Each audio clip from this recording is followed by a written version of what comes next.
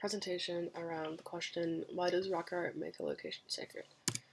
Um, so typically when you see a historic site or like a monument or rock art, like markings, it's usually protected. Um, and so is the land, usually by some sort of barrier like rope or glass, like at a museum. Um, so, but if that historic event or marking wasn't there, that land, I think under normal circumstances, would not be considered sacred. So my first two examples are from the reading that we did in class. They're both in Thailand, and um, they both have Buddhist shrines and rock art in the same area, so that um, both of those things make this land sacred. So this is my first example. Second example, this one has a rocks arranged as a boundary in order to preserve the sacredness of the land. So this one, also from a reading, Utah Lake, we had vandalism from recreational shooting affected the rock art, which led organizations to protect the land and the rock art from any more harm or damage done by recreational activities.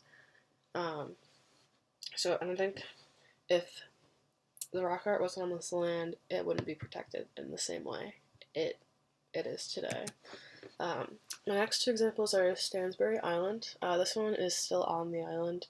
It is very distinct markings, and this rock art brought significance to the island. So Stansbury Island is known as an island with rock art, and this piece is in BYU, or now on BYU. It's from Stansbury Island, and it has two different age markings. So it is predicted that the markings were from two different time periods, done by two different groups of people. And then I have Horseshoe Canyon.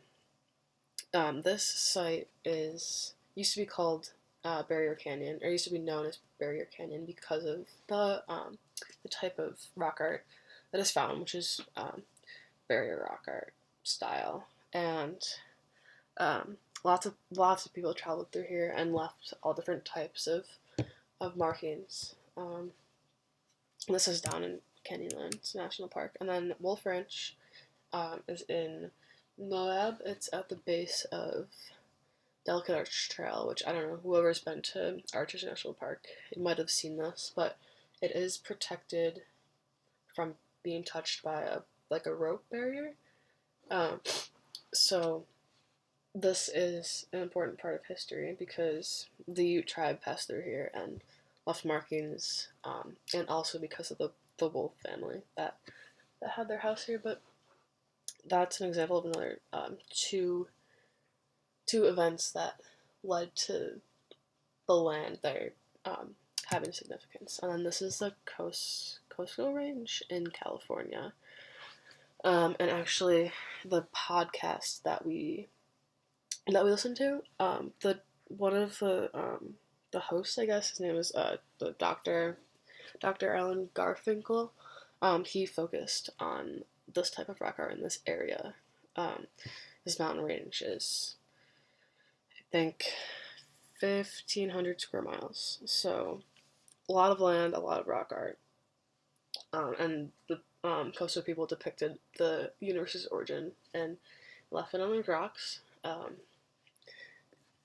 And yeah, that's my presentation.